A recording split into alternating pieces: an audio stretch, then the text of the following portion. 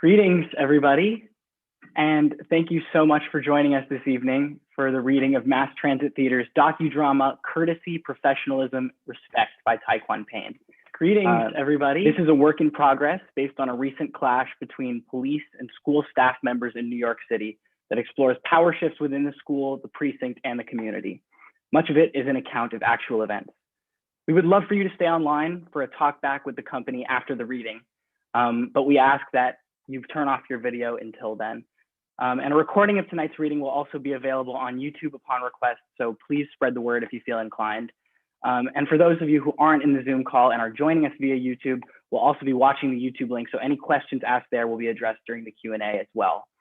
I have a couple, as the stage manager, I have a couple technical requests for the audience so you can experience this as best as possible. We ask that you enable gallery view and that you hide non-video participants. And the way that you could do this is if you see three little icons right now, you're good to go. But if you see my screen here, the poster for the show, if you mouse over me and click those three dots on the top right of my box and choose hide non-video participants, and you should be all set. And I am stage manager, of course, so you can chat me if you're having any tech problems and I'll address them as best as I can. Okay, so without further ado, we ask that you sit back and relax. Thank you for coming and enjoy Courtesy, Professionalism, and Respect by Ty-Quan Payne. Courtesy, Professionalism, Respect by Ty-Quan Payne, based on actual events. Act 1, Professionalism. The stage is split between three sets. Stage left is a school classroom or school office. Center stage is the common area, the school cafeteria, auditorium. Stage right is the police precinct. Voices are heard shouting. Scene 1. Please, don't move. We said don't move. We got it. Hey, back away from our black and brown boys. I said, don't move.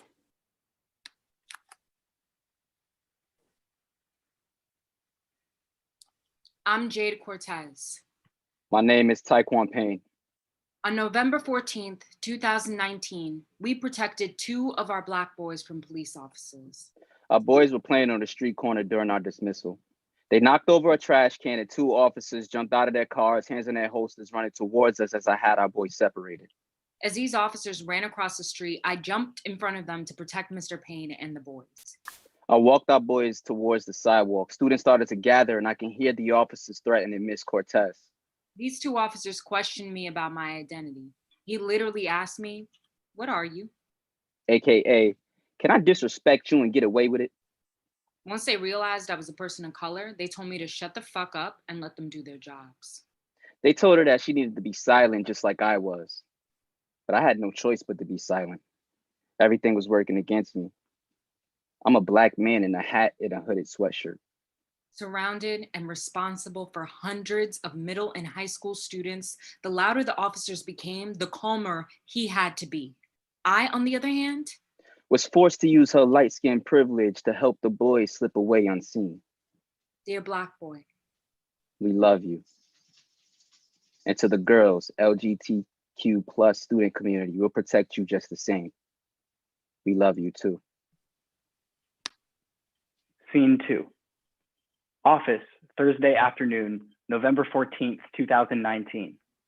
2 police officers, Officer Pesci and Officer White, storm onto the scene, with Davis and Ruby trailing closely behind. As I stated outside, you do not have permission to enter our school building. I want to speak to the principal.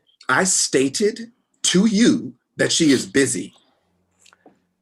I would like to speak with your principal right now. As you can see, we are now in a school building. The tone of your voice is creating a feeling of tension. You are causing a disruption in our community, and you need to calm down or you can leave. You see this badge on my chest? I'm sure you shine it every day. Shut up. No one was talking to you. Oh, would you like for me to raise my hand before I speak? Oh, you getting smart with me? Would you relax, please? I'm not the one yelling, screaming, and throwing a tantrum like a child. If you want anyone to relax, it should be your partner. I don't need no more lip from either of you. I want to speak to your principal right now. I don't give a shit if she's busy. This is how it works. I speak, you listen. There's no need for a discussion. That's what's wrong with you people. Got no respect for the law.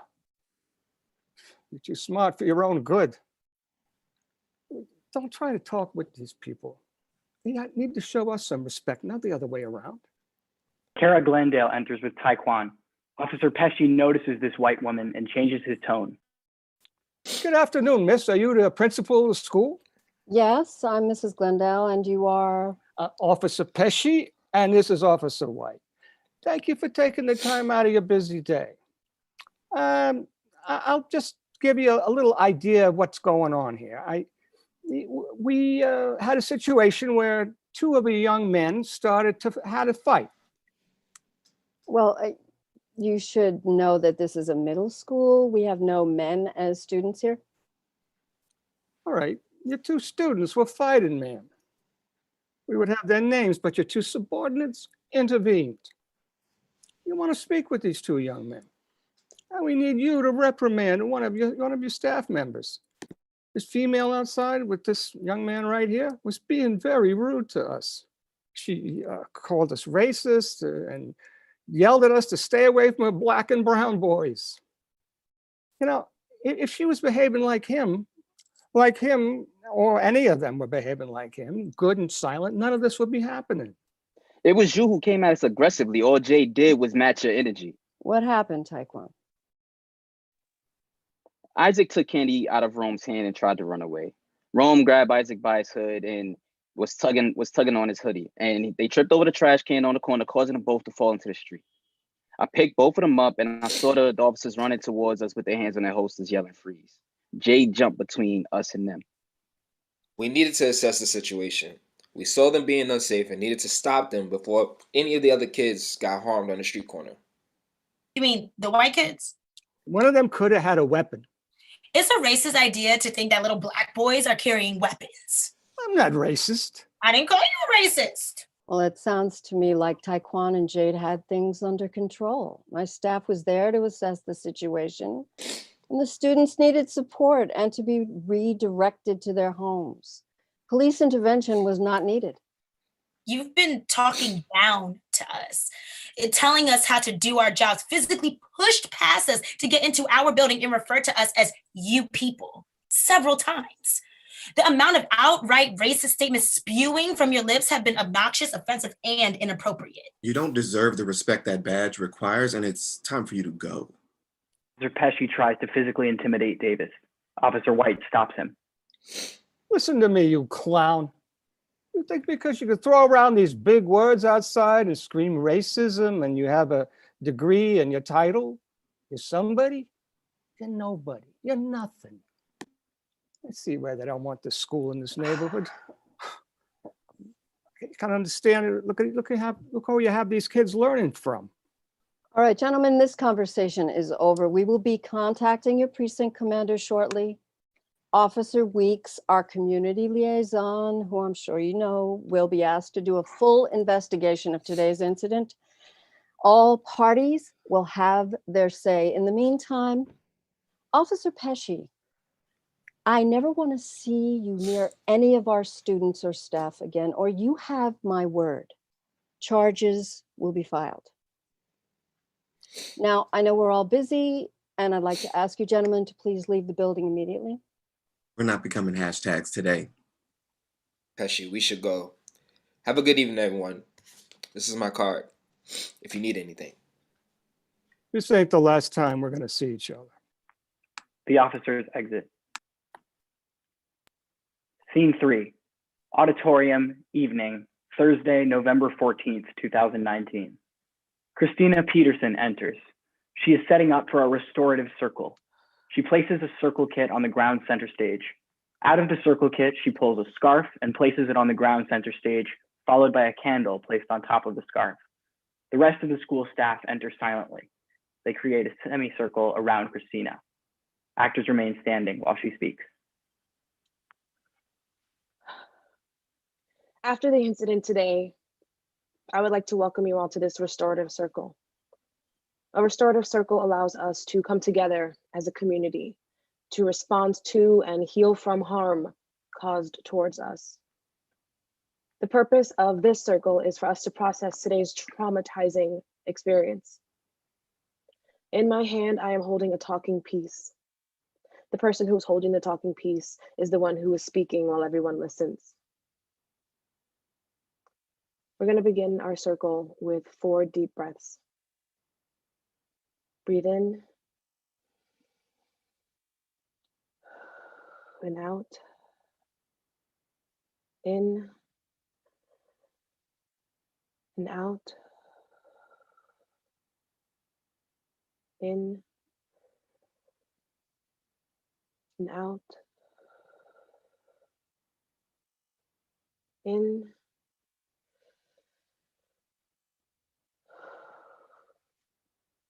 and out. I would like to read this quote by Ibram X. Kendi. Criminals hardly ever acknowledge their crimes against humanity. And the shrewdest and most powerful anti-Black criminals have legalized their criminal activities.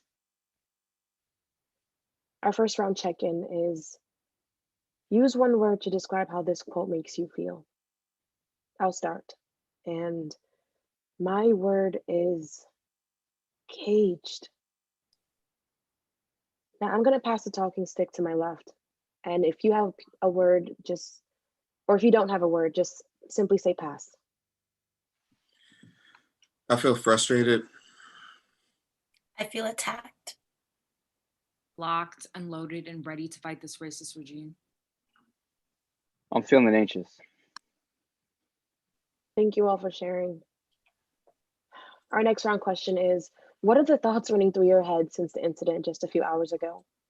Now, I'm worried that we're going to be asking for justice and we're going to be met with the same aggressive, racist behavior. I wanted to take that man's badge and shove it down his throat. I'm thinking, who would take care of my dad if something would have happened to me? I'm thinking, if things would have gone left, who would have made that call to my father and tell him that his daughter was killed by police officers? Normally, I would be the one making that call, but I was out there with you. Could you imagine the headline? Yo, extra, extra, read all about it. Massacre on Fort Hamilton Avenue. Reporting live from New York City, 2 young Black men and several school employees were shot and killed today in a scuffle after school with local police. The school would have to shut down and Christina would have to call our families. Yep. Yep. She's the voice for all the color folk to them. Facts. Jade, it's your turn. I knew those cops were looking for trouble from the moment we saw them. 2 of our other boys, who were white, were playing and jumping on each other in front of the cop car. I stopped them and they didn't budge. When I asked the racist piece of shit, why didn't they stop the white boys? He had nothing to say. They knew they were being racist. He was just mad that he got called out. And how are you feeling, Ty? You know when you're having a bad dream and you jump out of your sleep and your heart rate goes up? You know, you take a breath to calm down and then you notice it's only a dream. The last interaction that I had with a cop kind of felt like that. You know, I was woken up out of my sleep with a machine gun in my face and a SWAT officer yelling, "What's your name?" And waking up like that, there is no breath. There's only the relief that you get when you notice you can still breathe. The dream is the last thing on your mind. Your body stiffens up like a board and survival instincts fully take over. My body knew what to do before my mind could even download the information of what was happening. Today was no different. I knew I needed to stay calm so that students could see everything was going to be okay. I was absolutely under control throughout this whole mess outside. My mouth is one thing, Ruby and her face is another. Ty outside with the kids while these officers was yelling, screaming, and cursing was special. I need that level of calm in my life because if we have to go head to head again, I don't know if I'm gonna make it. Then he had Kara come down and she walked in ready to be an ally. And they wasn't ready for that. So mad I missed her being a badass white woman. Man, it sucks that we have to say fuck the police. Nah, man, fuck the police, really, though. Like, fuck the whole system. You know, I'm convinced this is the last time we're gonna see them. That's what I'm afraid of. I don't have time to be going back and forth with police officers or security guards or anybody with a badge. I've had too many bad experiences. Being followed around the store. Being stopped while walking at night. Being stopped looking for parking around this neighborhood. Parking is so bad here. I'm from Long Island. Parking sucks in the city, just period. Facts. Yo, racial profiling is real. The moment we all step outside, we can be a victim to it. I remember being in middle school and this officer approached me and he told me I couldn't stand in front of the store. I told him I was just waiting for friends. He grabbed me by my arm, threw me in the back of his car, and took me in for disorderly conduct. I became the sassy Black girl around my town. I have a story like that too. I think we all do. That's exactly what they wanted to do to Rome and Isaac. They wanted to make an example out of them. Now, could you imagine those boys getting cuffed and pulled into a squad car? I don't even want to think about that. You don't understand how hard it was to call their parents. Isaac's mom was going off on him. I had to tell her it wasn't his fault. I can hear it now. How could you be so stupid? You know better. I don't send you out there to be getting stopped by police. That's exactly what she was saying. That's what my mother said to me the first time I got roughed up by a cop. I feel like our babies are going to be traumatized after this. You're right. How do we heal from this? How do we move forward and make sure these officers never come here again? How do we let our students know that they can still feel safe and we're here to protect them? We can hold circles in affinity spaces like this one. We know no learning is going to happen tomorrow. We have to unpack this as a community. Well, I'm down with leading one and writing the circles. I can reach out to teachers to see who can help with facilitation of the spaces. Christina and I can start communicating with David and Kara and game plan. I think we should go to the precinct and file a complaint and write a statement to parents, letting them know exactly what happened. I'm taking a day off tomorrow, so I'm gonna see y'all on Monday. I feel that. Self-care, Black man. All right, so we have our next steps. Jade is on circles. Ruby will message teachers. Davis and I will take care. We'll talk with David and Kara in the morning. Ty, we'll see you on Monday. Please, everyone, take care of yourselves tonight. Thank you for sharing this space with me. Everybody starts packing up to leave. Ruby stops to speak with Ty. Hey, how are you really feeling, Ty? I'm not good if I'm being honest, but I'm gonna be fine. You know you can talk to me if you need to, right? Yeah, I know. I just don't want you to do that manly thing where you don't talk about how you feel. Look, yo, I got other outlets, Ruby. You know what I mean, I'm good. I promise. We're not talking about no drugs and alcohol. Nah, it's a little more productive than that, but I am gonna have a drink when I get home. I want to give you something before you go. Ruby passes Ty a card. This is a card for my therapist. She's a Black woman. You know how hard it is to find a Black therapist. Yeah. She's good and she's cheap. You should give her a call. Thank you, Ruby. I just want to look out for you. The team is going to need you. Yeah, I know. Scene 4. Police Precinct, Friday morning, November 15th, 2019. Pesci, White, either of you care to explain why the hell I have a school blowing up my phones? 2 kids got into a fight, sir. Two people of color are giving us a hard time. I'm hearing that you cursed her out. She was being racist, sir. What do you mean? She yelled at us, screaming, "Don't touch her Black and brown kids." Oh, are you kidding me? We have it all in our body cams. That's all that happened? That is all, Commander. When they weren't compliant, we forced our way into the school building to speak with their leader, sir. Forced? We applied pressure to get results. Eventually, we got what we wanted. I don't think that's how it went, but okay. Are you calling me a liar? I'm just saying your wording is a little misleading. My wording is misleading? What are you turning into one of them? I'm just saying you might have gone a little too far. These two hoodlums belonged in our custody. You know we needed those arrests. Those were middle school kids, Officer Pesci. Look, cut it out. You're bickering like middle school girls. Tighten it up. Now, when you entered the school, was anything broken? No, Anyone hurt? no. You sure? Yes. Then it's a detail to be forgotten. Understood? You needed answers. You went and got them. You don't got to tell me twice. Got it. Officer Pesci exits. Sir, can I speak for you for a second? What is it, White? I was wondering if you got my request for a transfer. I did. Any chance of getting that granted? Any special reason I should grant that request? Can I change partners then? Oh, you don't like working with Pesci?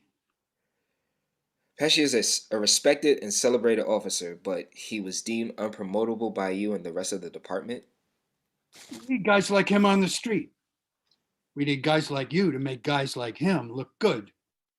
We need you to balance him out. Because I'm black, I balance him out? Don't make this about race. Race has nothing to do with this. Then what is it about? Power, dominance, command. We have the power to regulate behavior and enforce order. There are two ways to do that. Pesci's an enforcer, and you are the peacekeeper. So, good cop, bad cop. Don't use bad. Cops aren't bad. We can be a little rotten, maybe even sour, but bad, never. What about corrupt? This isn't the movies. Like me, Pesci's been around for a long time. We started together. He's a hothead. He's more than a hothead, Commander Doyle. Yeah, but he's also dependable. If you're ever in a bind at 3 a.m., he's the guy you call for help. His blood bleeds blue. Hey, didn't he make that thing go away for you? He did. Then make this go away for him. You know what I'm saying? I'm following you. All right. I need to prepare for those people from the school. They'll be here on Monday.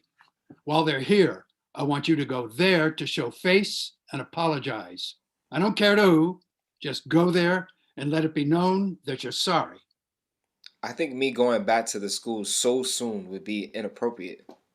You're going to keep the peace. Make sure you apologize for the both of you.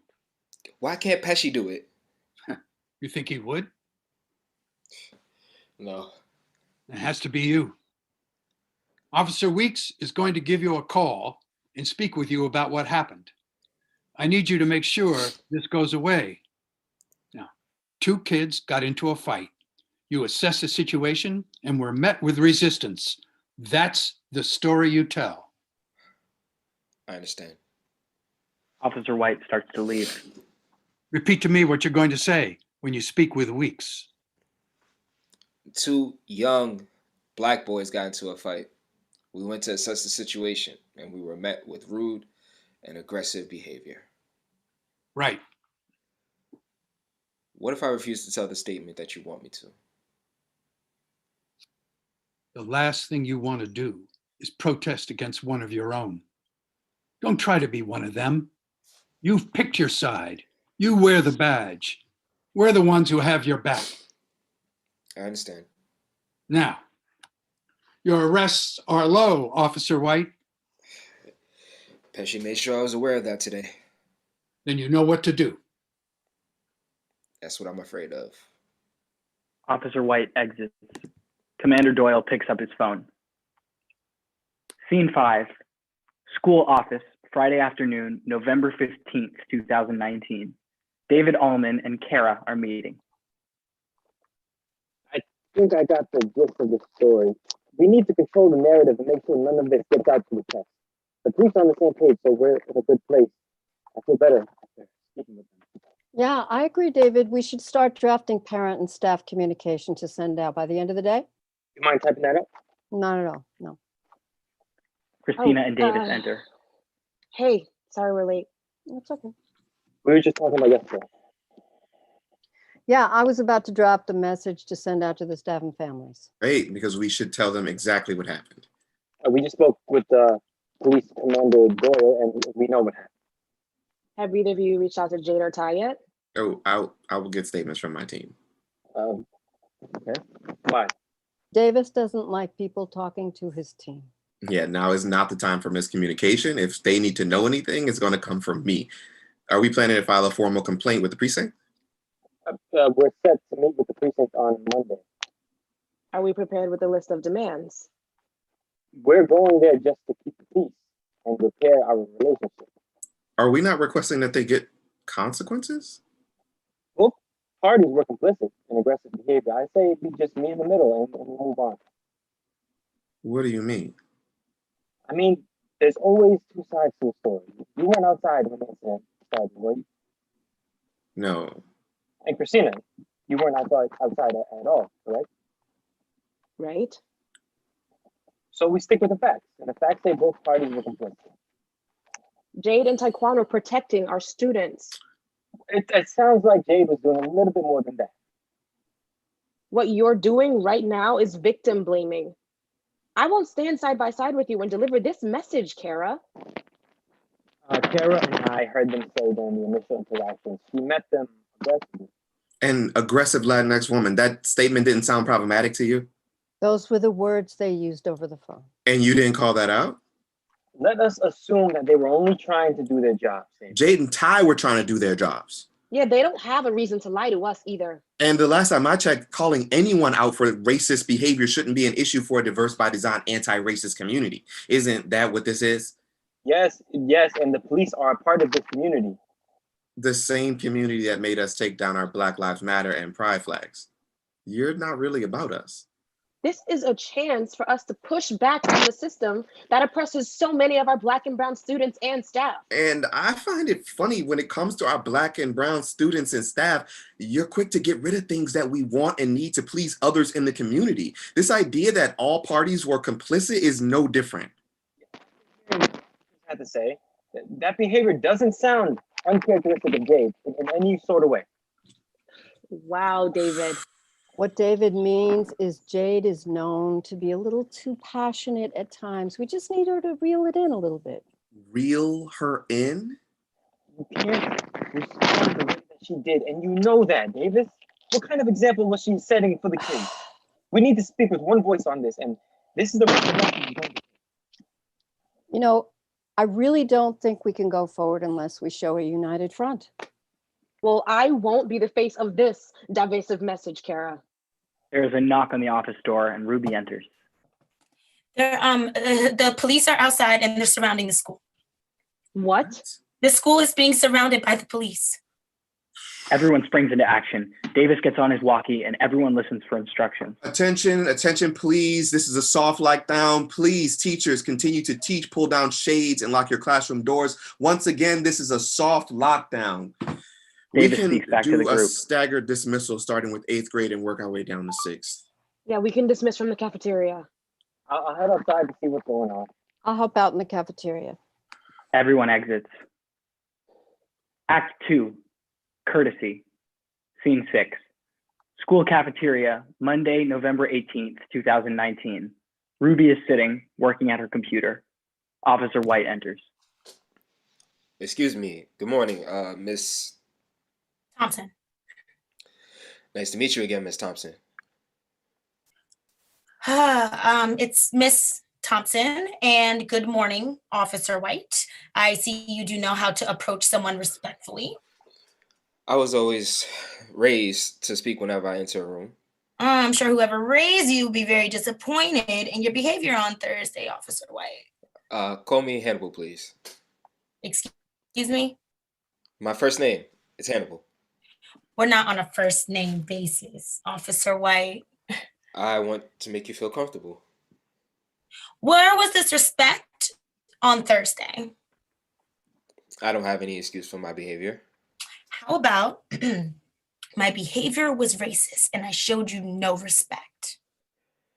I didn't show you any respect, but I'm not racist. Your behavior was racist. That's fair. Who gave you the name Hannibal? My father named me. Did he tell you why he named you that? No, You ever wonder what your name means? not really. Figures. Knowing the meaning behind our names can give us a sense of direction. So what's your first name? How can I help you, Officer White? I wanted to come and apologize. Were you given orders? I was, and then I started thinking about it, and I made up my mind to come here and apologize to you for my actions. Just me? Yes. Why? The look on your face when you called me out reminded me of a look my mother would give me if I ever did anything silly. I remind you of your mother. Do you get that a lot? From children, mostly. You're funny. And you're a follower. I don't like bullies, and I most certainly don't like followers. Okay. So if I had a look on my face, it was because I was looking at a trash ass white man and his Samuel L. Jackson. He's my vet. I have to take orders from him. So he says jump and you say how high. It's not like that. That's what it looked like. He's a senior officer. He's a racist officer. Then why would I be his partner for 5 years if that were true? You're right, because race is a mirage. What? Our policies, our histories, and our culture are rooted in the racist ideas of a racial hierarchy. White supremacy culture, that's the real problem. And let me guess, black people are at the bottom of that hierarchy. An idea that you choose to reinforce every day. You made a choice to assimilate into their culture and lock up our people. Aren't you doing the same thing? What about the school to prison pipeline? Our institutions are not different, right? You're the agents of control and we're the agents of assimilation. But if we are aware and teach how the system works, we can figure out ways to promote, to replace hierarchy with equity so that we can empower our Black and brown kids. You're a radical. I'm a tired Black woman. It's rough being woke. That's what my mother would say. Better than being a mindless puppet. I knew I would be seen as an enemy, but I'm proud to wear this badge. My father won one, my grandfather before him. Do you feel they were good cops? They were the best. Then what will they say about your part in what happened on Thursday? They would be disappointed. I am sorry for what happened on Thursday. Unfortunately, the impact you had on this community is something your apology cannot fix. We need consequences. We need justice. Because of you, our school is split between students yelling Blue Lives Matter against students yelling Black Lives Matter. Our support staff is fighting to be heard while our leaders are trying to accommodate you and your precinct. I wish we could be accommodated the way our job is accommodating you. An apology is all I have, Miss Thompson. You have more power than you think. I tried to push back already. If I write up that Pesci was being verbally abusive and threatening, I will go down with him. You're named after one of the greatest military strategists in history, Officer White. Hannibal Barca struck fear into the hearts of the Roman Empire. What if you're the guy who can change things on the inside? I come from a family of officers, Miss Thompson. My grandfather became a cop because he would rather be on the winning side of the brutality. He didn't want to fight for a cause. My father died in the line of duty. They weren't trying to fight for a cause. They wanted to work and survive. I believe Black Lives Matter, but I'm not fighting for the system. I'm not fighting the system. That's a losing battle. I'm sorry. Have a lovely day, Miss Thompson. Officer White starts to walk away. Oh, what stopped you from pulling your guns on our boys? Pesci honestly couldn't tell if Jade was a white woman when she stepped in front of us. If she were darker, would you have drawn your weapons? Yes. How many unlawful killings and arrests do we need before a cop speaks up? No one wants to break the blue wall of silence. You'll continue to be complicit if you keep turning a blind eye. You don't have to be our enemy. Choose to be our ally. You really about that life? I'm about dismantling white supremacy. The school bell rings. What if there was a way I could help but didn't have to speak? Officer White shows her a notepad. What is this? A list of every time we were specifically ordered to stop Black and Latino people to meet our arrest quota. You can take this to the press. We're not allowed to speak to the press. It has to be you. I'm just as guilty as the majority of the department. Then you should take responsibility and deal with those consequences. If you want to make up for what happened, that's the logical thing to do. You take ownership of your behavior. I can't do that. You're a coward. I've been called worse. We need proof if you want us to follow through with this. I can get you proof. I have to let my team know about this. Do whatever it is you need to do. You have my card. Someone from my team will reach out to you with the next steps. Officer White puts out his hand to make amends. Ruby shakes his hand and Officer White exits. Scene 7. Auditorium, Monday evening, November 18th, 2019. An all-school staff meeting has been called by senior leadership. David, Kara, and Davis are the face of this message. Good afternoon, staff and other faculty. Thank you for joining us today. I would like to say that the reason we are here is to get some clarity on the incidents that happened last week. Thursday, during dismissal, there was an incident involving middle school students and staff where the presence of police officers created an unsafe feeling for many in our community. 2 police officers responded to 2 Black male students from our school who were in horseplay, and they attempted to intervene. After being addressed by the school staff who were on the site and already working with our students, the officers present used threatening words and actions to escalate the interaction. It was said to us after visiting the police precinct this morning that our professionals who were present did not present who they were, and one of them became a little hostile and aggressive when the officers approached. It was agreed that both parties showed a lack of professionalism. And going forward, our staff are going to wear safety vests so that officers know who they are. We know that the presence of police officers can create feelings of discomfort and fear instead of feelings of safety. And we believe it is important to recognize that this kind of trauma has historically impacted communities of color disproportionately. However, as a school, we have a long-standing positive relationship with the community of the police precinct, and they've been allowed to allow us to return to working primarily with those trusted officers of our choosing. So thank you, and we will be around to take questions. The action turns to the staff who have exited the auditorium and entered a classroom. Ruby, Ty, and Jade gather around a desk as Davis stands far away from the group. What the hell was that?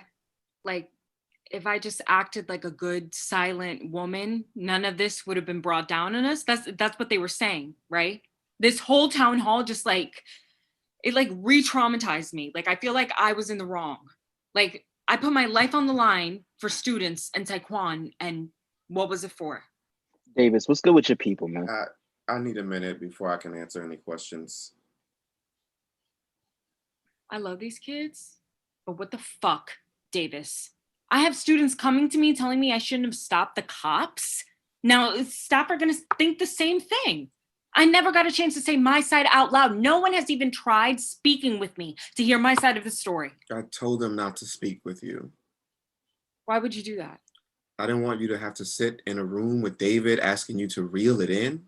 You let him point the finger at me in a room just full of teachers? Oh, I didn't know he was gonna do that. How could you not know? Jade, give him a chance to explain.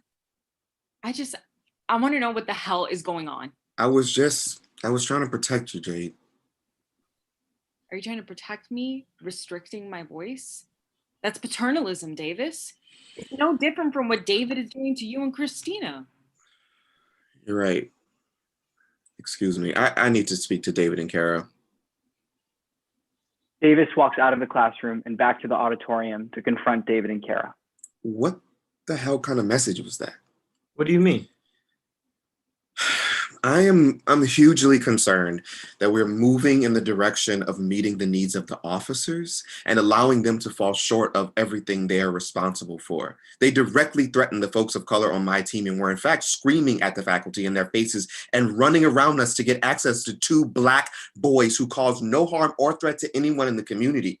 I watched my staff put their lives on the line to save students' lives, sink into their seats throughout this town hall meeting as their roles were being downplayed to make these officers feel comfortable. Davis, calm down. The action turns back to the classroom where Jade and Ty are sitting together. Dude, can I ask you something? Yeah, go ahead. I want to be super selfish and say that I need you to come into work. I can't do this shit without you. Yeah, I feel you.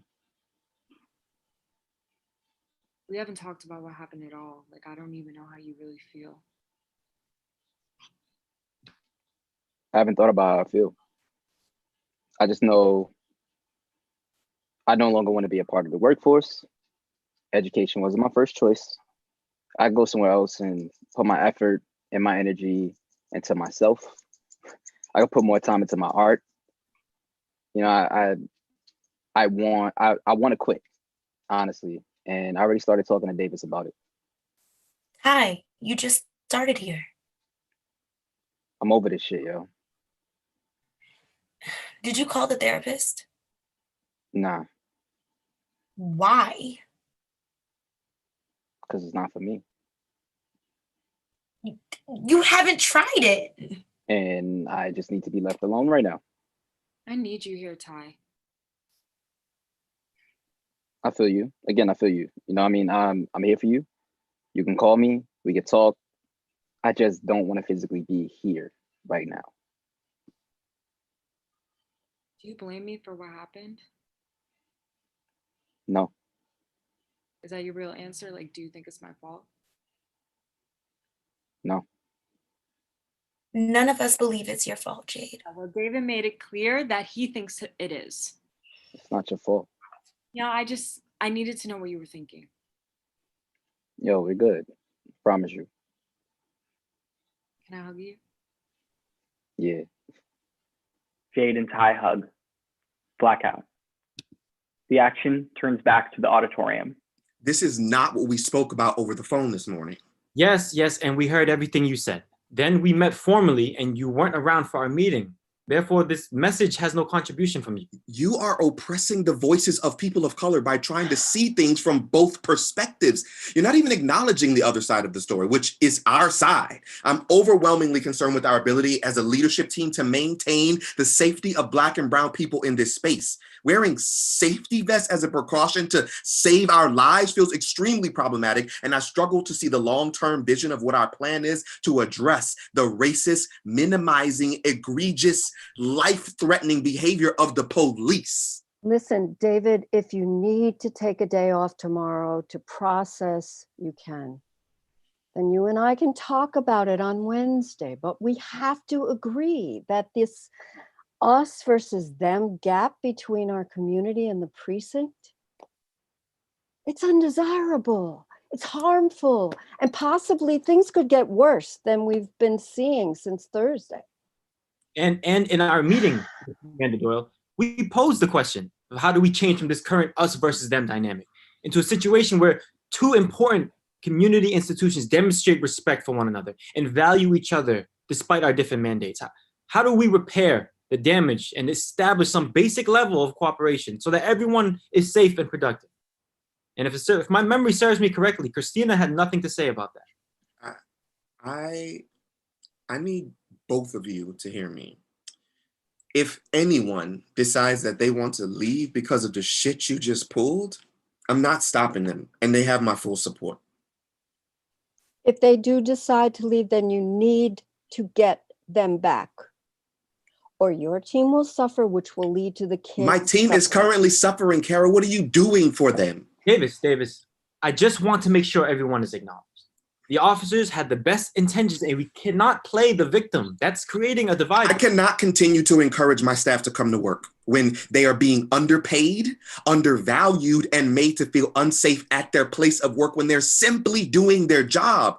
The misfortune of them potentially becoming a casualty because of misplaced anger on behalf of law enforcement, whose job it is to protect and serve, has only elevated my level of concern with where we truly are as a network in our work to dismantle white supremacy and live out the mission and vision of what this network was founded on.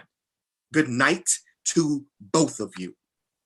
Davis walks away, leaving David and Kara silent. Scene 8, Monday night, November 19th, 2019. David is standing in the common space. In the office, we see Christina typing on a computer. The words that she's typing are the words coming out of David's mouth. He's stealing words from her email that she sent to him and members of the school board. Dear faculty and staff, I am writing to you tonight to acknowledge the difficulty of the last couple of days, and I would like to apologize for the negative impact these incidents have had on our community. the behavior exhibited by the NYPD, whose mission is to protect the people and reduce fear, is unacceptable. Christina stops talking but continues to type. David speaks alone. Unacceptable, and I, perhaps naively, hope that our school community would never be directly targeted. This incident, where I am confused and angered by the enormous lack of professionalism fueled by racism, hit home in a way that I never experienced. I am outraged by the NYPD's behavior in this circumstance and will proudly stand with you alongside the entire school community until we find satisfactory recourse. Our community is made incredible by its people. The care, empathy, and passion that you put into your work with students is what sets us apart from other schools. And it is what our families love most about us. I am proud of the way you responded to these incidents, putting our students above all else while remaining calm and caring for each other. David continues speaking. If at all possible, please avoid speaking to the press about these incidents or posting about them on social media. It's time for our community to come together and speak with one voice. If a reporter does get in contact with you, please let our communications teams know and they will support you. If you have any thoughts or questions from me, please do not hesitate to reach out to me directly. Scene 9. The school office, Tuesday afternoon, November 19th, 2019. Christina and Davis are sitting, working. Ruby enters. Hey, y'all. I literally do not have a team right now. I know. I called Ty-Quan. He's not coming in. I'm worried about him. Just leave him alone. That's what he said he wanted. That's what he said he wanted, and let the man have what he wants. He wants to quit. He told you. I mean, I am his manager. I just wish he would have come to me first. And you would have talked him out of it. If he feels this is what he needs, then he has my support. I told David and Kara just that after that stupid ass speech they gave last night. I don't blame him for taking off. This has been a lot. Look, we all should have the rest of the year off. Somebody has to be here for our babies.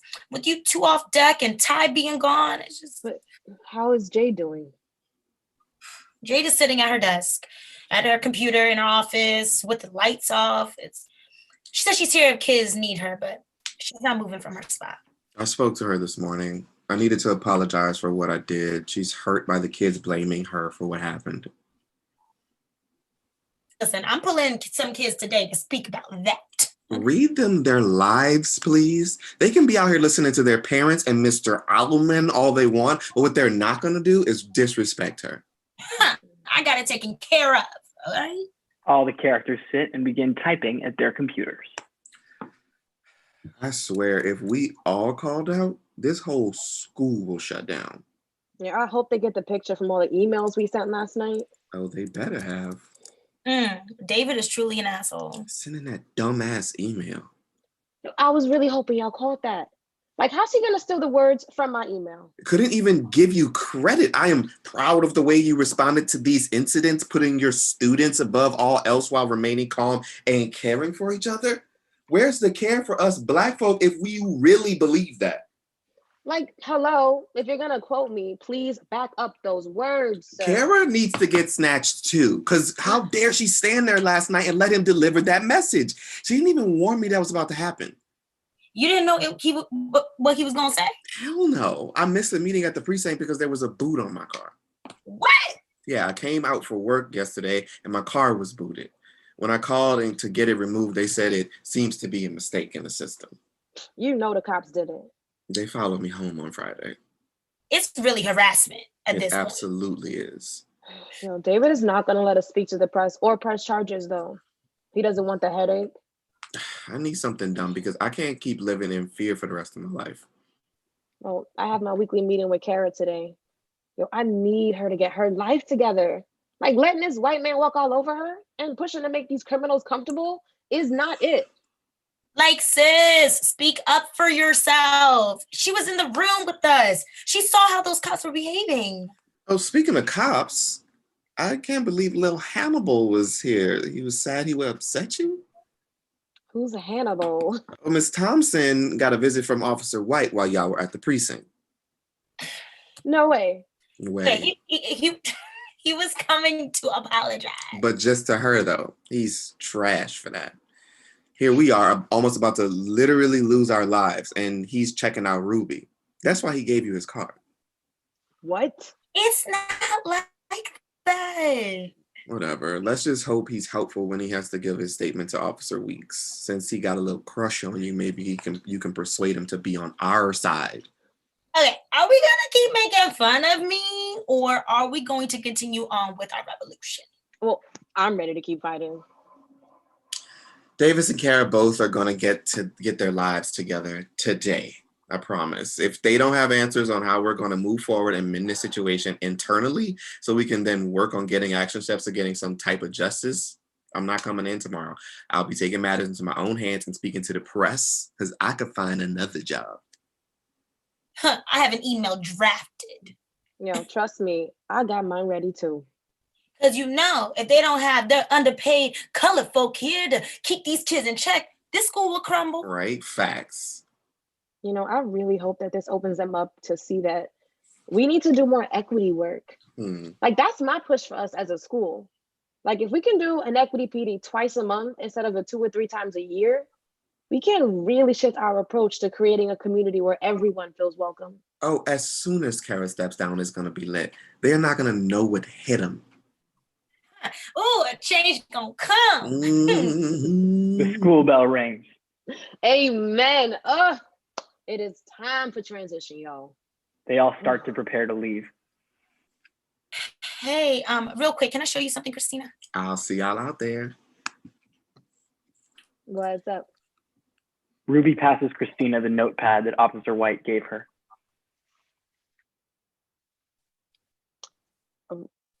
What is this?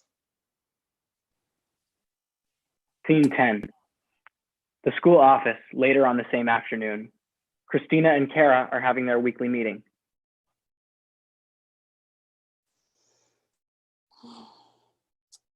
Do you want to start or should I? I'm waiting for you. I'm not sure what to say. I'm disappointed in that, Kara. I think you should start with a response to our emails last night. No one responded to any of us, but David sends a long-worded email to show he's had a change of heart all of a sudden. Seems like no one is happy with what's going on. David and I are under a lot of pressure from the board. What kind of pressure? We don't want to go head to head with the police. Well, that decision should be up to Jade and Ty-Quan. They were the ones under fire out there. You're right, but in reality, the decision lies with David and the board. What can I do? It is literally out of my hands. Well, we need you to use your voice. If David or the board won't listen to us, I'm sure they're going to listen to you. If you keep letting him speak for us, you're not living up to our school's mission. I'll try, Christina, but it's just No. We need David to speak with Ty and Jade. They want to speak to him together. And we want our demands met. Look, Mr. Allman should start tomorrow's family town meeting by acknowledging the fact that Jade and Ty-Quan saved lives. He should schedule a town hall meeting for BIPOC employees and all of you on the leadership and board teams and apologize for silencing our voices. We want more conversations on how we can make our pay scales more equitable so that all non-instructional staff are paid fairly. We need to control the narrative, and some legal action needs to be taken. I hear you, Christina. I hope so. I want David to get used to the type of leader that I'm going to be. If you can't sit with him and do this, I can get it done. And I no longer will see you as one I was happy to learn from. That's fair. I got it. Look, apparently the precinct has monthly community board meetings at different locations in the district. I'll insist that Ty and Jade get to relay their account of the incident along with our demands for a restraining order for Pesci and for the precinct to cease and desist all harassment tactics. The next one is it's on December 10th at 7 p.m. That sounds like an actionable step to take and enough time to prepare. Thank you, Mrs. Glendale. Thank you, Christina. Would David's coming in soon. Would you get Davis, please? Christina exits. David enters. How did that go? I believe it went well. That's good. Board members are growing more and more frustrated. We have to get control of this. I need Davis and his team to stop fighting with us, Kara. I have a plan, but I can't follow through unless we're united. David, I think we should However, our rethink. school was surrounded, and I can't take this lightly. But it's the police, right? I know it's a big deal, and we need to make a We need change. this to go away. I know parents are calling for updates. They want to know what we're going to do about this, and are their children safe? I have to be able to answer them. I have to give our parents answers, Kara. I know, David. Look, relax, okay? You know, I've been thinking, and I really think we've been handling this the wrong way. We need to step down as the voices for this. I want to give the power to my staff. They should plan a statement for the next community board meeting at the precinct. You think that's a good idea? Our team wants to hold these officers accountable. I just want this to be over. Then let Christina and Davis take the lead. Christina and Davis enter. Morning. Hello, David. Let's get started. Christina. You cannot micromanage this situation. You need us to do this for you. I don't want our school to be associated with these kinds of issues. Well, unfortunately, our Black and brown students and staff deal with these issues every day. Schools aren't exempt from racism and issues with the police, David. Kids at your school are being criminalized and your staff is being harassed. We will be going to this community board meeting in December and make our story known, and we will push to press charges on Officer Pesci. Well, I don't want this to go to court. We would like a restraining order. We would also like that there be no police presence unless requested. We want Officer Weeks to act as sole emissary between us and them. No restraining order. It would only bring more tension. David, they're harassing us. A restraining order is the least we can ask for. I can't agree to that. I believe that we need to work in harmony. Okay, we agree with Commander Doyle that if we say that everyone was complicit, we can just make all this just go away. No one agreed to that. You took their word over ours. You're still ignoring us. Do you even have your own thoughts on this situation? Or are you just trying to keep the school board happy by keeping this out of the press? You copied and pasted my words on a page and delivered them as your own, and you can't even follow through with them. Save that for your political career. This is our school's safety, and our lives are on the line. David, I'm handing my power over to Christina on this. Fine. Let me hear your plan, and if it doesn't seem perfect, I'll make the. Why does the plan need to be perfect? There can't be any holes or mistakes. This plan should reflect and satisfy the needs of the folks impacted by this incident. We're fine to collaborate with you and members of the board on how to move forward, but it needs to be a collaboration and not this out-of-the-loop, top-down approach. Well, I need to speak with the board first. Okay, I'm going to go to the press if we can't come to an agreement. And we may have come across some information that can expose discrimination within the police force. Where did you get this information? I'm not at liberty to discuss. What if they decide to retaliate with an even bigger response if you leak that information? Where do you get this information? How do you know that information is valid? Look, we're a school, not an army. We just want justice. So you can take legal action for us, or we will see to it that we get it ourselves. I would start dialing if I were you. And since you can't speak for yourself, here is a list of things for you to say to Ty and Jay before you meet with them tomorrow. Christina takes out her phone to send David an email. Have a lovely day. Kara, thank you. Davis and Christina begin to walk out of the office. Girl, that was not a part of the plan. Oh, I needed that burn. That was feverish. Oh, see how red David's face got? You need to stop hanging around with my team because we rubbing off on you. Christina and Davis high five. Scene 11, the school office, the same afternoon. David is finally meeting with Jade and Ty-Quan.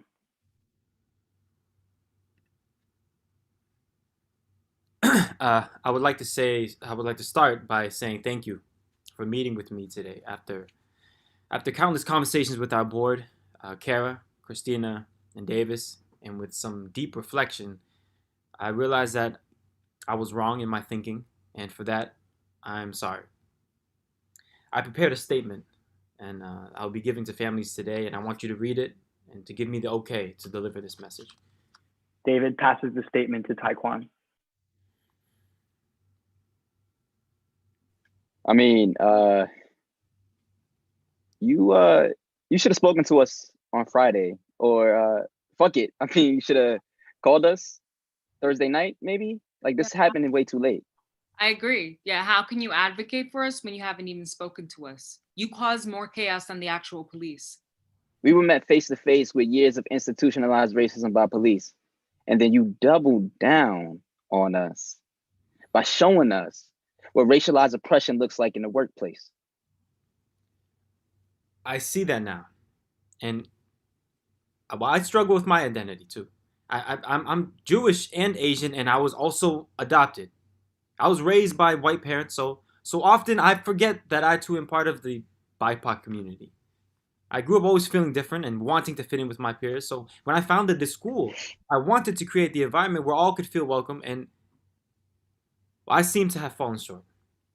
Yeah, I don't think you understand what's happening here. You're in this moment taking over the narrative by making it about you. We were the ones who were harmed, and the folks who we thought had our backs didn't. I'm gonna just be real and say it right now, straight to you. I don't want to work here anymore. I'm having nightmares. Isaac today was walking down the halls with his head held down. And Rome's been leaving school early to feel safer. Have you even checked in with the students? I mean, like, you don't have to answer because we know that you didn't. That's Right. the problem. You struggling with your identity is not our problem. I'm sorry you're going through that, and I'm sorry that you're confused, but your confusion has impacted us and this community in a very big way.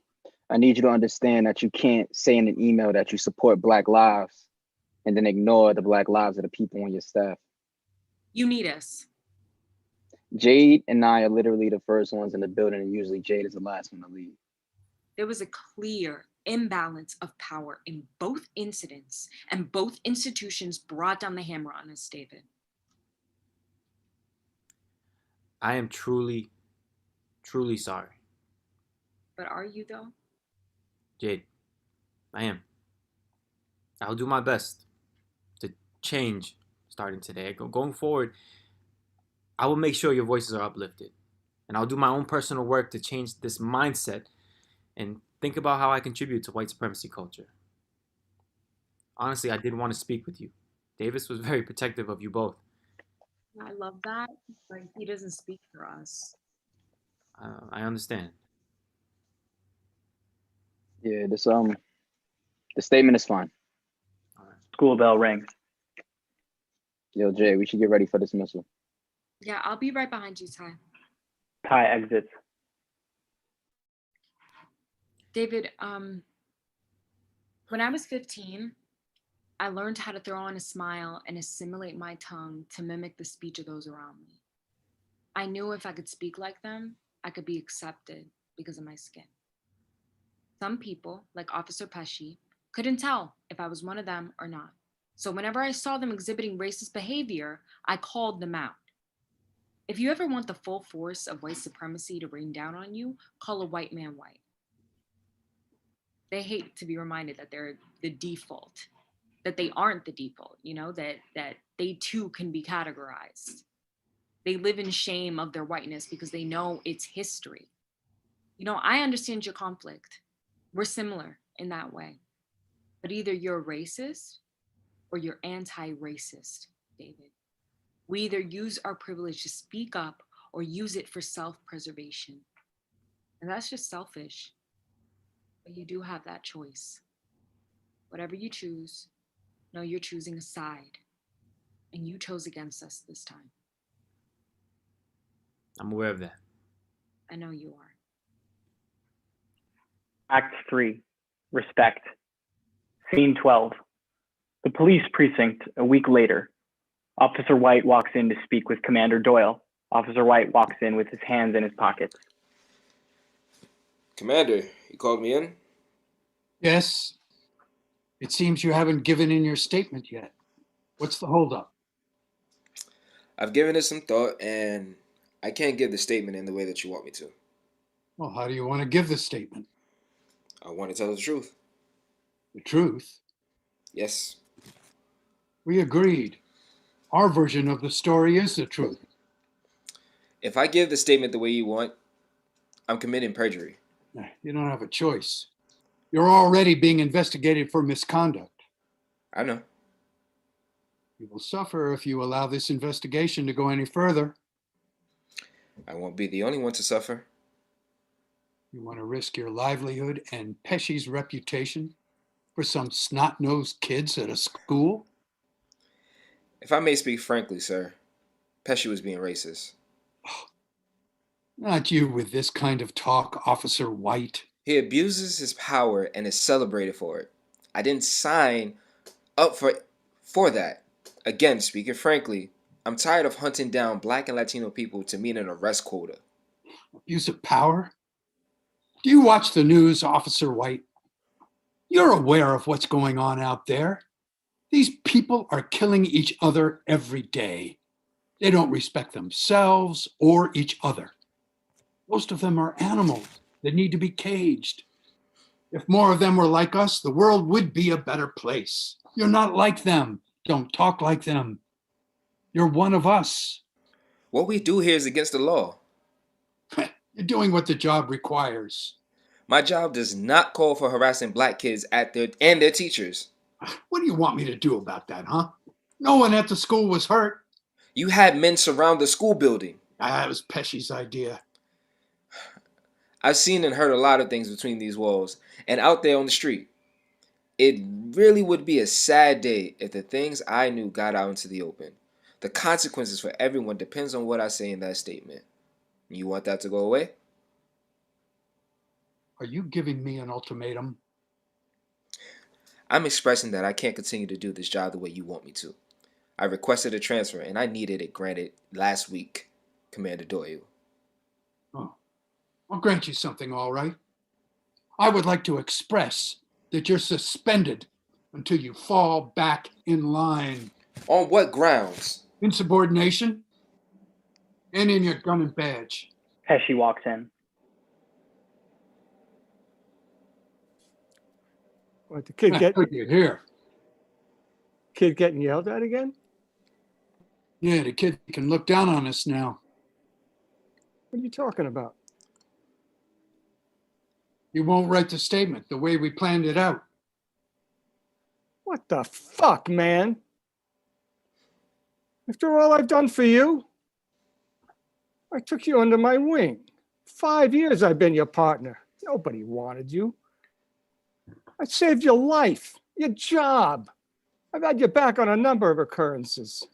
Trust me, if it were up to me, I would have transferred a long time ago and you wouldn't have to do a damn thing for me. Man, I'm grateful. You got a set of balls on you. What, did you lose your virginity or something? I know, it's that black chick at the school. You like her, don't you? Oh,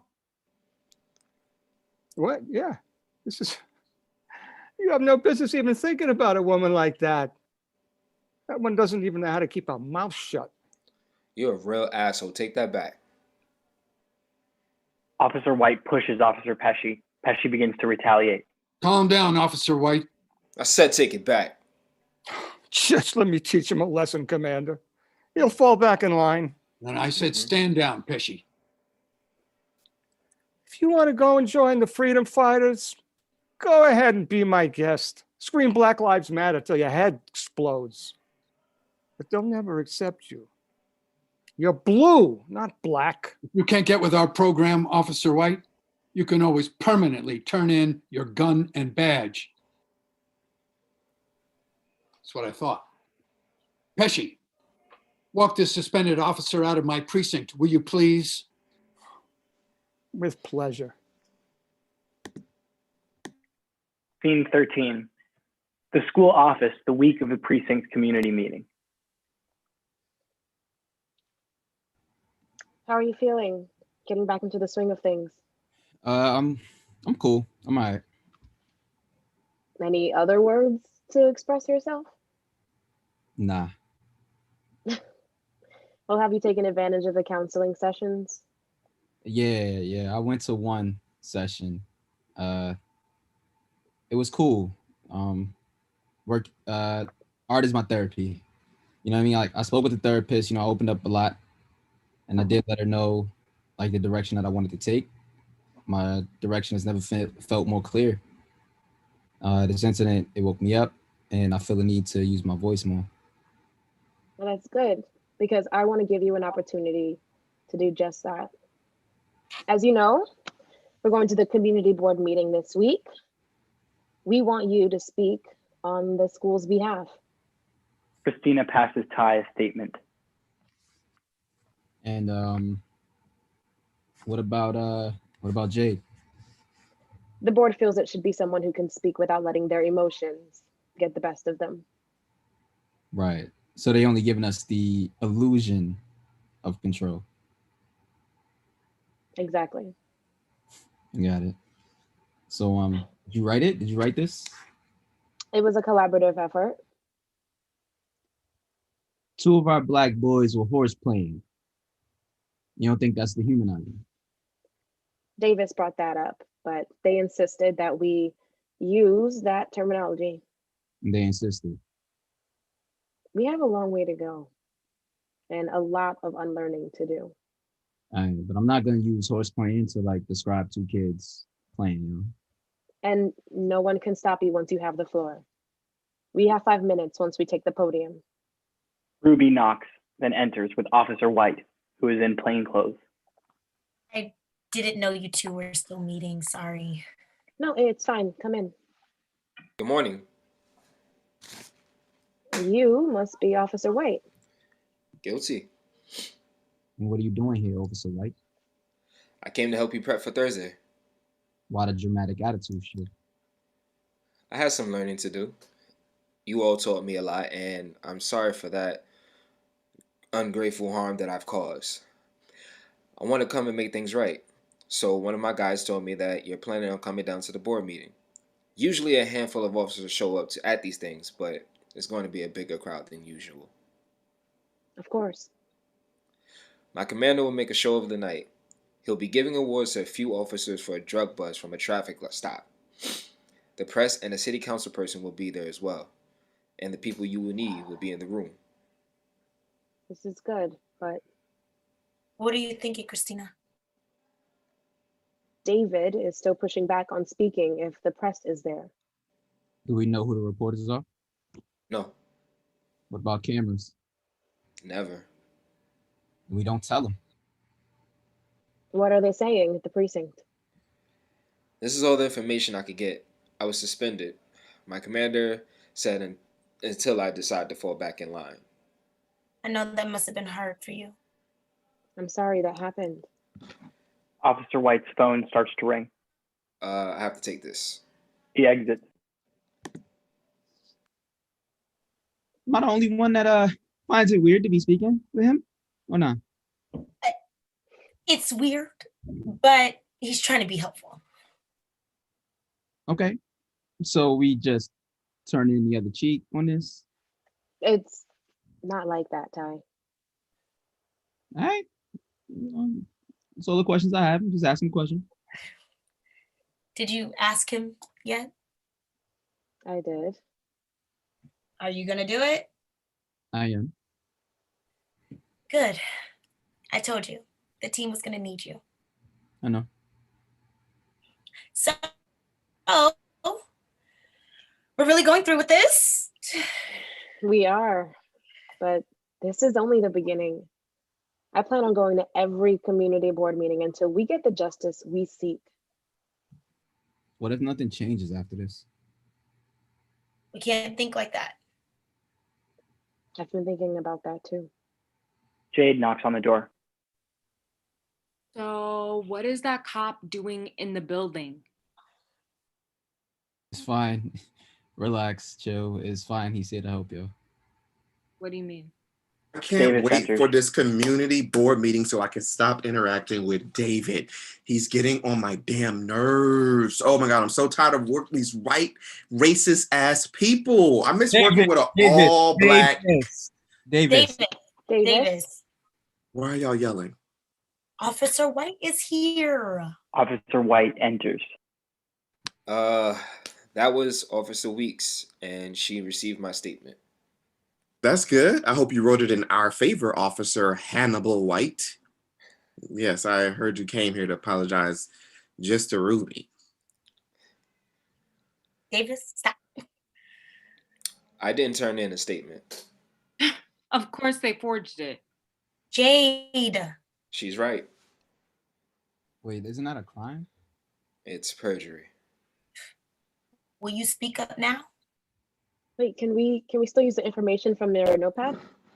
Not without proof, what you were supposed to be getting. Get it? I have the proof. When I noticed I gave you my only notepad, I needed another way to take notes. So listen to this. Officer White takes out his phone and plays a voice note. These people are killing each other every day. They don't respect themselves or each other. They're animals that need to be caged. That asshole. We got them. That's the proof we needed. Great. We can add you to our 5 minutes. Ty can cut our statement short and introduce Officer White, and you can expose them for what they did. If I do that, then I'm only incriminating myself as well. You wronged us. I mean, you're already suspended, yo. You don't until you fall back in line. They took your gun and badge. It stripped you of your power. What are you without your shield to protect you? One of you. Just another black man. What are you gonna do, Hannibal? All the characters look at Officer White. End of play.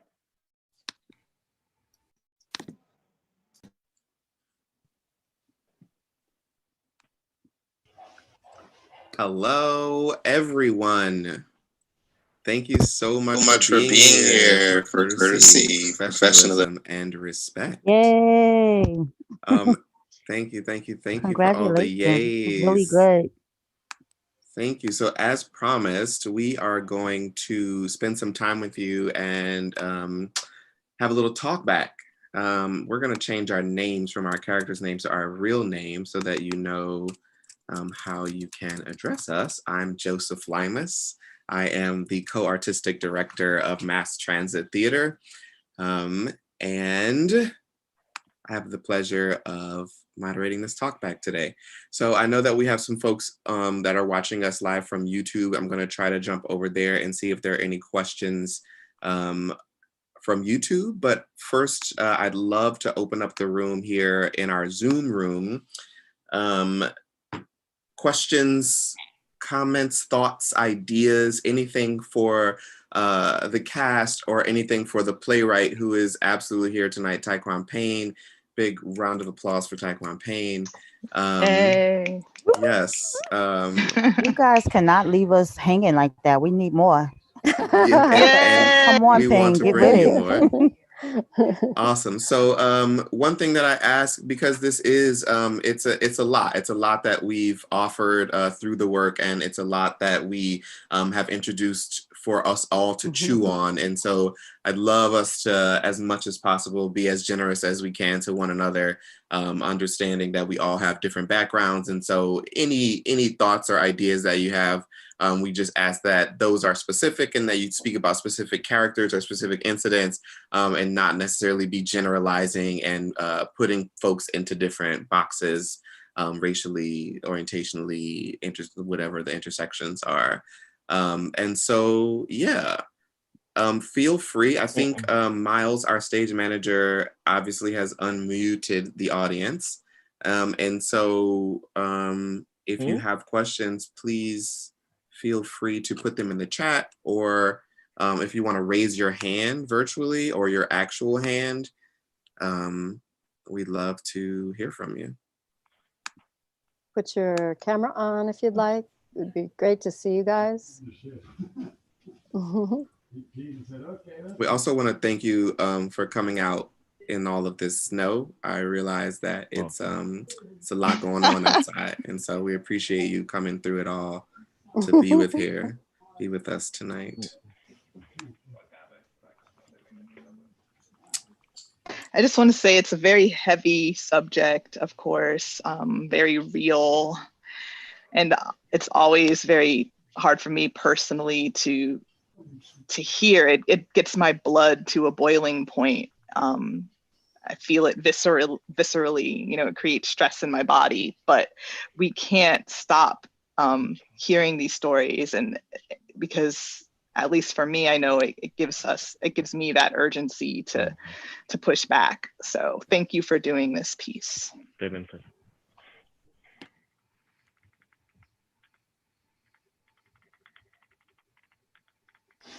Thank you.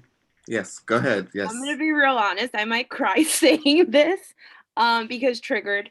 But truly, it was also such a healing piece. And it brought, it was really special to watch and absolutely raw and beautiful. And just Ty-Quan, I am so proud of you. This is just incredible. And this is the kind of art that needs to be out in the world because it is brave and just so priceless. And I'm just so excited about where this is going to go from here. It truly is just magnificent. And the way you all played your characters, they were not flat. They were truly alive in more ways than I wish you could all see our group chat right now. The way that you all made everything come alive, it was just beautiful. So just props to all of you. You're incredible people. Thank you, Jasmine. Yes, thank you, thank you, thank you. I did hop over to the YouTube. Yes, the YouTube, right? Isn't that what they call it? And just some things from the chat. Someone was asking if this is going to live on YouTube beyond this, and the answer to that is yes. This will be up on Mass Transit Theater's YouTube. And for those of you who are in Zoom and not joining us through YouTube, our YouTube page, it's just that Mass Transit Theater. You could find us there. And you could also find out more of us through our website, which is mtstv.org. That website again is M as in Michael, TSTV.org. That's Mass Transit Street Theater and Video.org. And I did see somebody ask how you can send us money. And right now we're doing the old school donation style, sending a check. So you can just click on donate on the website. And thanks so much for asking that. Yeah, anyone else? Anything else? I was just gonna type it. Please. Sorry, I see that more than one of us are trying to speak. Yeah, go for it. That was so powerful. It was hard to relive some of those pieces, but I'm so proud. You captured that beautifully. I was crying, I was clapping. I feel like I went This through one looks like it has the ocean view, but this one does not. And it clearly says that.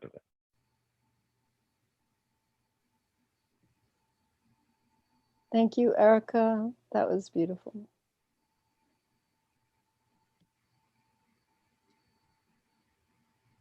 And there was one other, was it you, Sarah? Were you?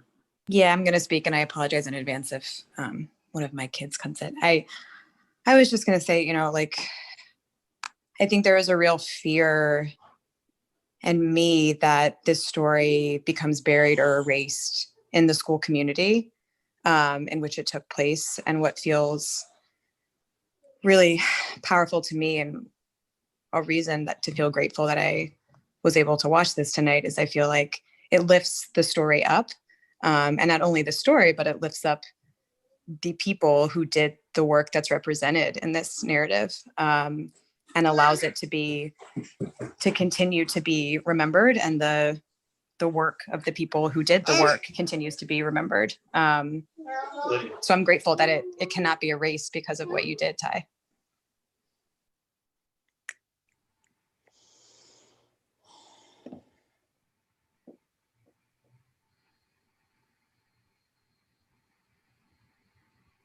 What else? Anyone else? Anything else? Anyone from the inside have anything they want to say or offer? No pressure. I wasn't going to talk, but Joseph Davis, first of all, you played me extremely well. Ty-Quan knows me really well, so he knows that you played me really well. I can't say much because I'm like really emotional right now, but I just want to say that like Ty-Quan, incredible, the acting, incredible. I'm so happy to have been here and just invited to be in the space. You all did an amazing job, and so much so that it brought me to tears, and I'm so grateful for this, and I'm so proud of Ty-Quan. He really turned his pain into art, and I could not be more excited to experience this. So thank you all. Thank you, Ty-Quan. It was incredible. Yeah, thank you for speaking. I didn't know I was talking to me. I didn't know we was doing. It's so wonderful to meet you. It's wonderful to meet you all of you who are in this situation or work with Ty-Quan and know of the situation. We're very thankful to have your presence in here. It is like you said, it's going to live on, and it will exist because we are telling the story. But thank you for being here as we begin to offer it to the world. There was someone in the YouTube chat that was asking about or mentioning that this needs to be a thing that is used for teachers in classrooms. And that's absolutely something that we do, that is in our wheelhouse as a company. We do offer workshops. We do come and do shows. We do a combination of those two things. And we also always make space for folks to unpack the things that they have seen, heard, lived. And so, yes, that is something that we can do. I just want to add that Ty-Quan, you did an amazing job. Everyone here, it was compelling, and this is definitely one of the best table reads that I've seen in my life, and I really appreciate you guys putting this together. Wow, thank you. Thank you.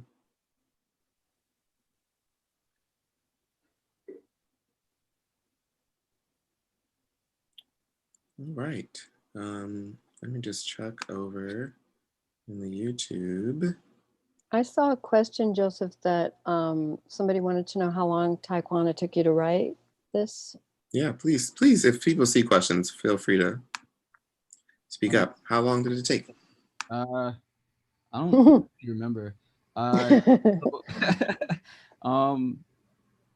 I guess the process originally started in November, literally probably the day after this happened. And I knew in my head like what needed to be done, like as days and weeks went by. So just like as things were happening, just literally like documenting everything and like what we were going through and seeing like when was going to be the end. And like that end kind of really never came. I still like wanted to tell this story, right? Like the work that we were doing around that time is we're still pushing that work right now. So again, like the process started in November. By I want to say what was it, June, Lynn and I had connected about like collaborating and seeing like what projects that I was working on. Lynn was asking. I was working on my one-man show. I was thinking about doing this and another project that I'm thinking about. And Lynn really liked this idea because we had spoke about this the day of that this happened. I was supposed to be going meeting up with Lynn to do an interview for another project, and I wasn't able to go because of what happened. So Lynn was like, "Oh my gosh, please take care of yourself. We'll talk later. We'll figure out another day." And then she was like, "I want to talk to you more about this because this story needs to be told." And then fast forward to June, she was like, "What do you think about creating a workshop?" And then I think I had a month to come up with a draft. You came up with a draft in 2 weeks. Then it happened faster than I thought. Yeah, I was so impressed. So yeah, so 2 weeks for the draft, and then we started talking about casting. She was like, "Well, we have all of these actors in the company already. Let's call them." And I'm like, "Well, yeah, haven't seen all of them in a while." And we started an 8-week process, and then here we are at the end. And it hit me last night that like I do think about this, but like mass transit is where like I started my acting career, and now to have like my first like full length play. I've produced other plays of mine that were shorts, but to have like a full length play produced by the very company where I started my career feels good. So it's like everything coming, back full circle. So I'm excited to see what happens going further. Feels good to me too, boy. Yeah. Just to jump off that, we have another question here from YouTube. How much of the script was real? And also the question is tied into it. Was it hard to put the piece, was it hard to put the experience to paper? So I would say that those kind of questions are related. Was it difficult to put this experience into the play? And then how much of that was real? A big chunk of it is real. Very huge chunk. I want to say at least 85% of it is real. Some of the things that the officers were saying are direct quotes from one of the officers involved. I will say that Officer White is a fictional character. The original incident was three white officers that came out of their cars like guns blazing and ready to go. So for story purposes and like, it's theater, it's drama, we decided to make one of the officers Black. And for that, it kind of like showed a human side to these officers, right? Like Officer Pesci and Officer Doyle are very like, we don't like them, right? We clearly hate these characters from the moment we meet them, but all officers aren't like that. So wanting to show a human side to the bad guys, right? And show that confliction for police officers to tell a more compelling story instead of like that us versus them. That I, with my art, is literally like, how can these two institutions make a change, and or how do these two institutions impact the people that work for them, right? Both of these institutions are rooted in like years of historical prejudice. So so to tell these stories about these two institutions, because that's what the play is about for me, is about these institutions and how they affect the people that work in them. And then what happens is what happened in the story.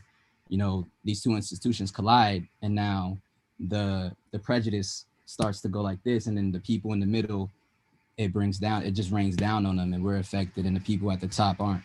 So how do we make change to these policies or push things forward to make things better for ourselves and for everyone around us? Well said. Love it. Anything else? Anyone else want to offer, say, ask?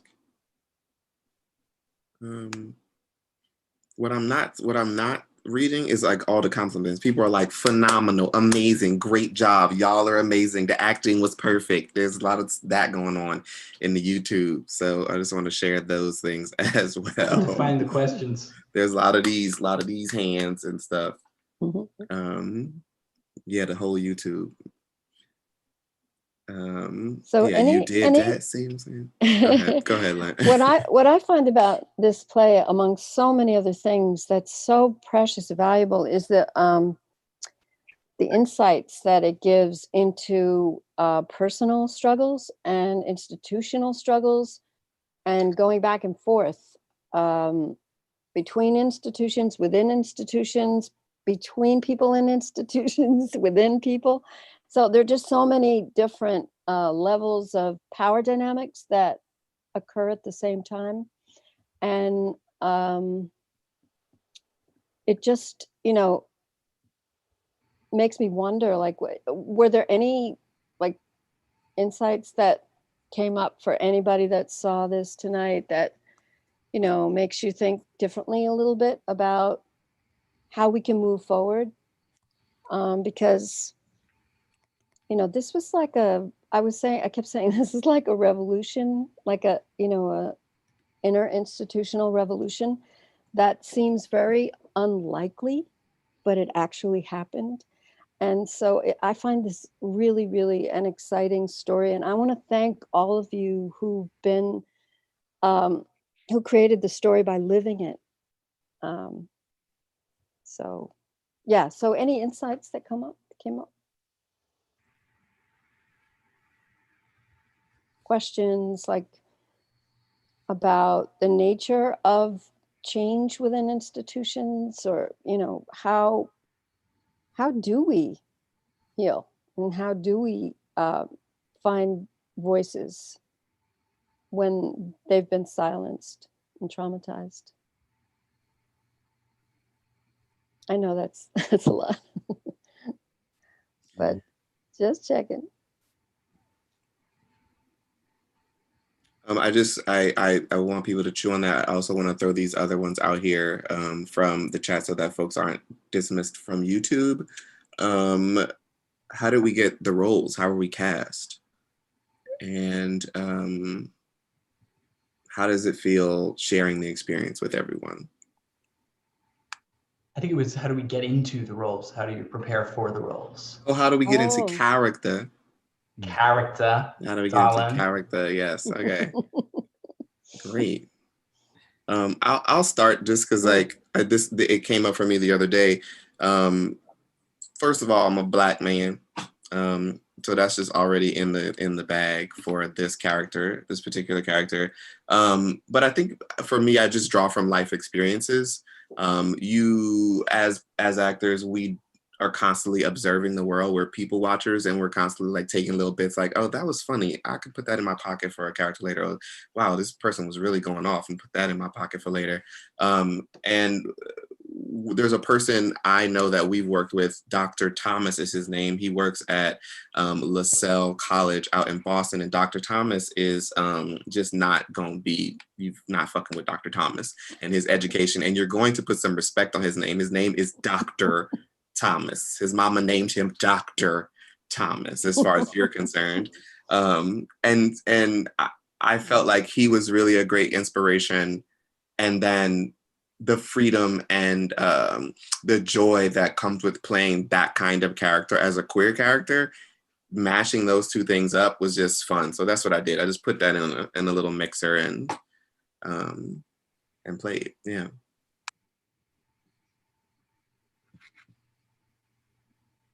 Anyone else can chime in if you want. Well, I played myself, so it really wasn't much preparing. It was like just like reliving it and just like getting the words down on paper for me, and just making sure the words were right and making it easy for the actors to read. I think what did you say, Joseph? That the language was easy to chew on, and like one of our first rehearsals. So like making sure like I keep that going and keep that consistent and writing words that actors want to act and perform. So that was the process for me, like making sure like, you know, all of these like great and wonderful actors have fun with the words that they're saying. And we did. One thing I just want to add about this process was that we had 8 weeks, 2 sessions a week. So we had 16 new drafts every time we rehearsed.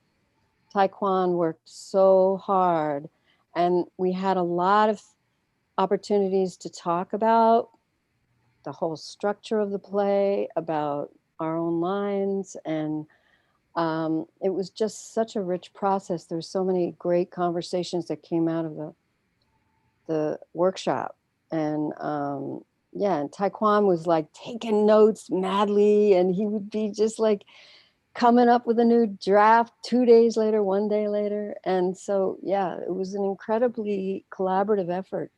I just want to, you know, props to Ty for the kind of listening, the deep listening and thinking that was constant along this 8-week process. So, yeah.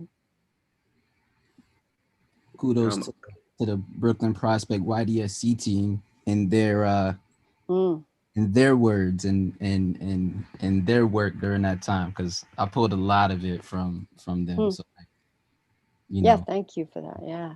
So thank y'all for that, and we made it out of that situation, and we're all here. We're in different spaces. Some of us in the same space and still going and still pushing.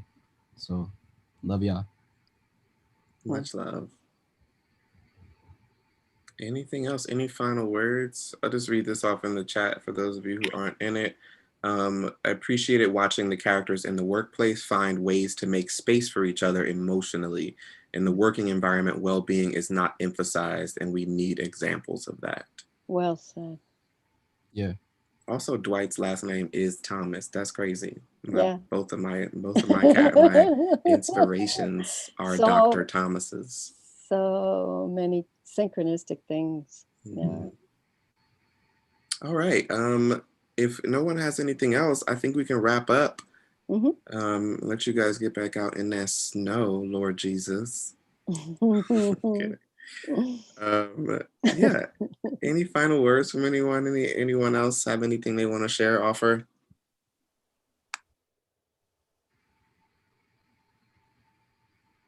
Thank you all for coming and sharing the space with me. It means a lot to have all of you here in this room. To the folks that are watching on YouTube, thank you for watching and viewing.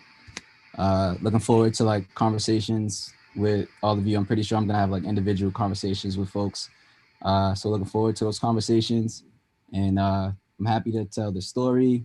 And I'm ready to keep, you know, doing more work. Right, like I'm already thinking about what's the next draft of this look like. What does this look like on stage? Concept, all of that stuff I'm thinking about for when the world opens back up. Like I want to hit the ground running and push this story forward. Like I'm very excited about this piece and the future of it and what can come out of it.